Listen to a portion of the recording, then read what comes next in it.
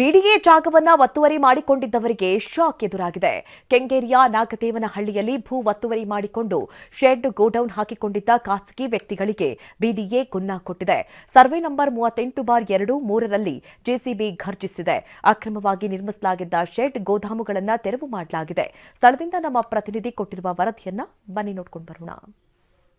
ನಾಗದೇವನಹಳ್ಳಿ ಇರತಕ್ಕಂಥ ಬಿಡಿಎ ಜಾಗ ಒತ್ತುವರಿ ಆಗಿತ್ತು ಅಂತೇಳಿ ಬೆಳಗ್ಗೆ 7 ಗಂಟೆಯಿಂದ ಒತ್ತುವರಿ ತೆರವು ಕಾರ್ಯಾಚರಣೆ ನಡೀತಿದೆ. ನನಗೆ ಸದ್ಯಕ್ಕೆ ಸ್ಥಳದಲ್ಲೇ ಇದ್ದೀನಿ. ನೀವೀಗ ನೋಡ್ತಾ ಇದ್ದೀರಾ, ಜೆಸಿಬಿಗಳು ಬಂದು ನಾಗದೇವನಹಳ್ಳಿಯಲ್ಲಿ ಏನು ಬಿಡಿಎಗೆ ಸೇರಿದಂಥ ದಾನಭಾರತಿ ಲೇಔಟ್ಗೆ ಸೇರಿದಂಥ 3/4 ಎಕರೆ ಜಾಗ ಸರ್ವೆ ನಂಬರ್ 38 ಹಾಗೂ 39 ಇರತಕ್ಕಂಥ ಈ ಒಂದು ಜಾಗ ಒತ್ತುವರಿ ಆಗಿದೆ ಅಂತ ಹೇಳಿ ನಿನ್ನೆ ನೋಟಿಸ್ಗಳನ್ನು ಅಂಟಿಸಿ ಹೋಗಿ ಇವತ್ತು ಡೆಮಾಲಿಷನ್ ಕಾರ್ಯವನ್ನು ಬೆಳಗ್ಗೆ 7 ಗಂಟೆಯಿಂದ ಶುರು ಮಾಡಿದ್ದಾರೆ. ಈ ಒಂದು ಸ್ಥಳದಲ್ಲಿ ಏನಿತ್ತು, ಸುಮಾರು 3/4 ಎಕರೆ ಜಾಗದಲ್ಲಿ ತಲೆ ಎತ್ತಿದ್ದಂತಹ ಶೆಡ್ಗಳು, ಹಲವಾರು ಶೆಡ್ಗಳನ್ನು ಜೆಸಿಬಿಗಳು ಒಡೆದು ನಿರ್ನಾಮ ಮಾಡಿದ್ದಾವೆ. ಒಂದಷ್ಟು ಲಾರಿಗಳು ಬಂದು ಅವುಗಳನ್ನ ತುಂಬಿಕೊಂಡು ಹೋಗ್ತಾ ಇದ್ದಾರೆ. ಅಧಿಕಾರಿಗಳು ಕೂಡ ಸ್ಥಳದಲ್ಲಿದ್ದು ಏನು ಇದನ್ನೆಲ್ಲ ಬಂದೋಬಸ್ತ್ ಮಾಡಬೇಕು, ಬಿಡಿಗೆ ಸೇರಿದಂಥ ಸ್ವತ್ತು ಅಂತಕ್ಕಂಥ ಬೋರ್ಡ್ ಹಾಕಬೇಕು, ಮತ್ತು ಸರ್ವೆ ಮಾಡಿ ಏನು ವಶಪಡಿತಕ್ಕಂಥ ಜಾಗ ಕರೆಕ್ಟ್ ಆಗಿದೆಯಾ, 3/4 ಎಕರೆ ಜಾಗ ಕರೆಕ್ಟ್ ಆಗಿದೆಯಾ, ಸರ್ವೆ ನಂಬರ್ 38, 39 ಇರತಕ್ಕಂಥ ಬಿಡಿಎ ಜಾಗ ದಾನಭಾರತಿ ಲೇಔಟ್ಗೆ ಮಂಜೂರಾದಂಥ ಜಾಗ ಕರೆಕ್ಟ್ ಆಗಿದೆಯಾ ಅಂತಕ್ಕಂಥ ಒಂದು ಪರಿಶೀಲನೆಯನ್ನು ಕೂಡ ಮಾಡ್ತಾ ಇದ್ದಾರೆ.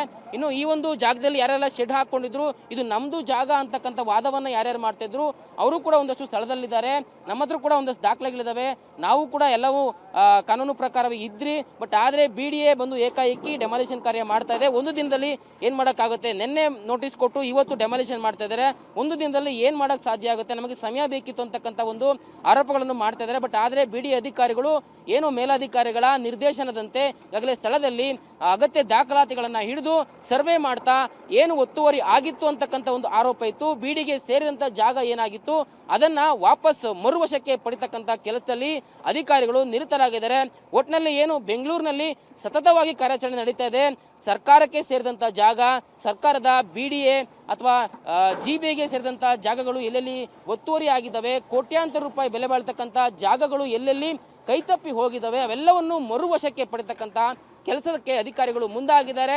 ಮತ್ತೆ ಬೆಂಗಳೂರಿನಲ್ಲಿ ಎಲ್ಲೆಲ್ಲಿ ಕಾರ್ಯಾಚರಣೆಗಳು ಇದೇ ರೀತಿ ನಡೆಯುತ್ತೆ ಅನ್ನೋದನ್ನ ಕಾದು ನೋಡಬೇಕಾಗಿದೆ. ಕ್ಯಾಮರಾ ಪರ್ಸನ್ ಬಾಲಾಜಿ ಜೊತೆ ಲಕ್ಷ್ಮೀ ನರಸಿಂಹ, TV9 ಬೆಂಗಳೂರು. ಇದೀಗ ಬೆಂಗಳೂರಿನ ಇತರೆ ಸುದ್ದಿಗಳನ್ನ ಫಟಾಫಟ್ ಅಂತ ನೋಡೋಣ. ಜಸ್ಟ್ ಫೈನಲಿ, ದರ್ಶನ್ ಪತ್ನಿ ವಿಜಯಲಕ್ಷ್ಮಿಗೆ ಕೆಲ ಕಿಡಿಗೇಡಿಗಳು ಅಶ್ಲೀಲ ಕಮೆಂಟ್ ಮಾಡಿದ್ರು. ಈ ಬಗ್ಗೆ ಸಿಸಿಬಿಗೆ ದೂರು ನೀಡಿದ್ರು.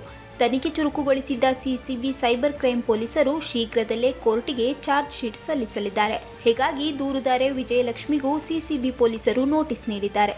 ಶುಕ್ರವಾರ ನ್ಯಾಯಾಧೀಶರ ಎದುರು ಹೇಳಿಕೆ ದಾಖಲಿಸಲಿದ್ದಾರೆ.